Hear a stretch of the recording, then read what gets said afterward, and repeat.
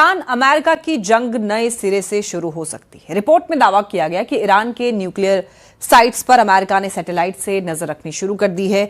America को डर है कि कहीं ईरान मलबे में दबे यूरेनियम से न्यूक्लियर बम न बना ले। और इस बीच ट्रंप ने ईरान को अगले 20 साल तक यूरेनियम प्रोग्राम रोकने की चेतावनी दी है।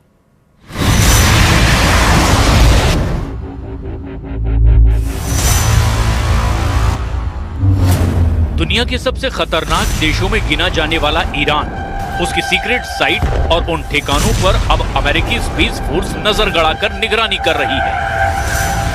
America's future, and nowhere is this more true than America's next frontier, the vast frontier of space.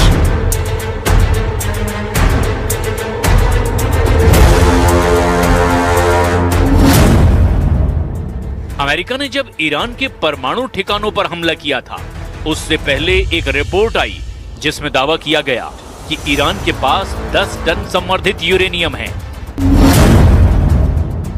America ने दावा किया कि अमेरिका और इजराइल के हमले में ईरान के परमाणु ठिकाने मलबे में बदल गए।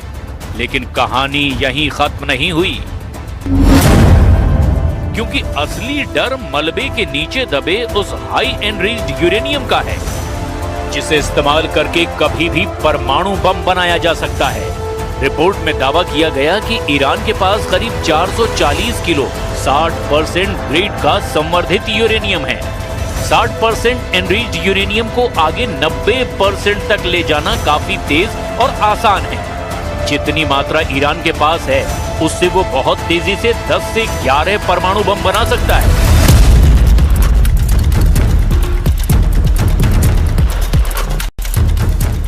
तो क्या अमेरिका ने ईरान के ऊपर अंतरिक्ष से अदृश्य जाल बिछा दिया है?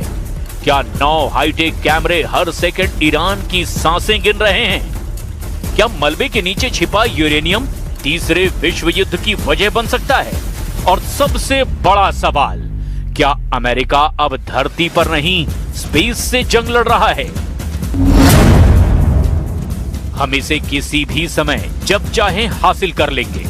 हम इस पर निगरानी रख रहे हैं। मैंने स्पेस फोर्स नाम की एक संस्था बनाई है और वे निगरानी कर रहे हैं। अगर कोई अंदर आता है तो वे उसका नाम, पता, बैज नंबर सब कुछ बता सकते हैं। अगर कोई भी उस जगह के पास आता है तो हमें पता चल जाएगा और हम उसे उड़ा देंगे।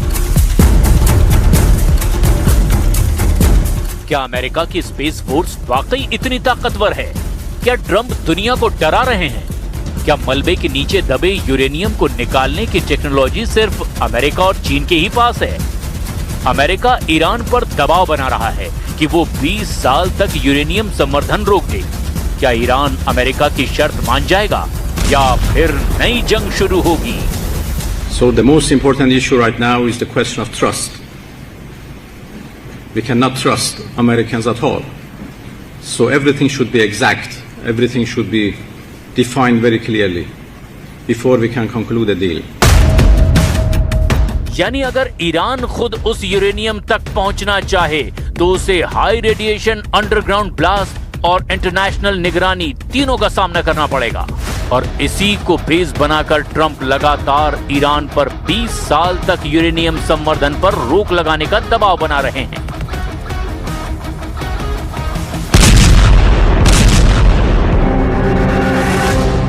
ईरान के लिए ये सिर्फ यूरेनियम नहीं, राष्ट्रीय सम्मान का सवाल है। तेहरान हमेशा से कहता रहा है कि उसका परमाणु कार्यक्रम शांतिपूर्ण है, लेकिन अमेरिका और इजराइल को डर है कि अगर ईरान ने फिर से यूरेनियम संवर्धन शुरू किया तो मिडिल ईस्ट में परमाणु हथियारों की एक नई रेस शुरू हो सकती है।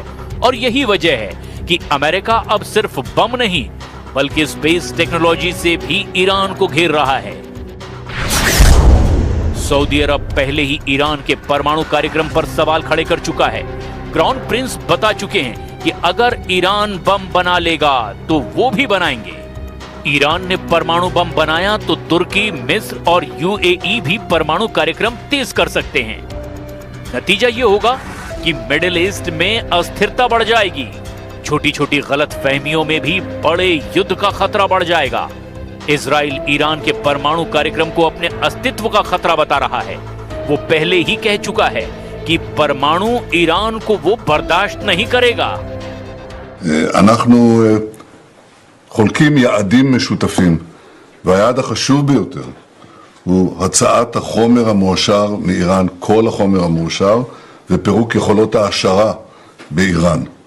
הנשיא טראמפ מאמין שהוא יכול להשיג את זה בדרך זו או בדרך אחרת. אנחנו אבל ערוכים לכל תרחיש, וזו ההנחיה שלי גם לצה"ל ולגורמי הביטחון שלנו.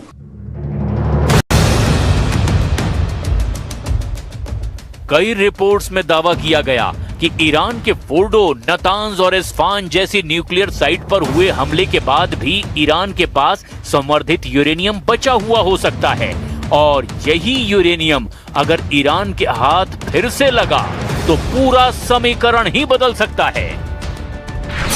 इसीलिए अमेरिका की चिंता सिर्फ आज की नहीं, अगले 10-20 साल की है। ट्रंप न आज न कल कभी भी नहीं चाहेंगे कि ईरान परमाणु ताकत बने। इजराइल का डर तो इससे भी कहीं ज्यादा है, क्योंकि अगर ईरान परमाणु ताकत बना तो वो ना कभी हिजबुल्लाह को हरा पाएगा, ना फिर गाजा को रोक पाएगा। एक्सपर्ट्स का मानना है कि अगर अमेरिका सच में ईरान की लगातार निगरानी कर रहा है तो इसके पीछे वॉशिंगटन को डर है कि ईरान चुपचाप और सीक्रेट तरीके से अपना परमाणु कार्यक्रम दोबारा खड़ा कर रहा है। यानी सीज फायर हो सकता है, लेकिन भरोसा खत्म हो चुका है, और जब भरोसा खत्म हो जाए तो आसमान में कैमरे लग जाते हैं। लेकिन बड़ा सवाल यह है, क्या दुनिया अब स्पेस सर्विलांस वॉर की तरफ बढ़ती जा रही है? पहले जासूसी जमीन पर होती थी, फिर ड्रोन आए, और अब सैटेलाइट और एआई मिलकर देशों की हर हरकत रिकॉर्ड कर रहे हैं। यानी आने वाले वक्त में युद्ध सिर्फ बॉर्डर पर नहीं, अंतरिक्ष में भी लड़ा जाएगा, और परमाणु हमले की तरह इसकी शुरुआत भी अमेरिका कर सकता है। अमेरिका के स्पेस फोर्स, चीन की एंटी सैटेलाइट टेक्नोलॉजी, रूस के space weapon programme. Quite ready to fight with everything we have in defense of our freedom and our soil. We are equally ready to pursue and defend diplomacy.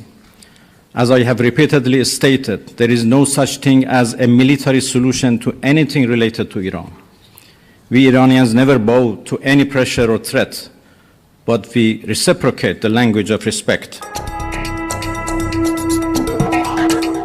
दुनिया तेजी से उस दौर में पहुंच रही है जहां युद्ध का अगला मोर्चा अंतरिक्ष होगा, और ईरान का ये यूरेनियम संकट शायद उसी भविष्य की पहली झलक है। तो सवाल ये है, क्या अमेरिका सच में ईरान के ऊपर स्पेस जाल बिछा चुका है? क्या मलबे के नीचे दबा यूरेनियम अगली वैश्विक जंग की वजह बनेगा? और क्या आने वाले वक्त में युद्ध मिसाइलों से नहीं, सैटेलाइट से लड़े जाएंगे? लेकिन इस पूरी कहानी में अब सबसे बड़ा सवाल सिर्फ ईरान नहीं, बल्कि चीन और रूस है, क्योंकि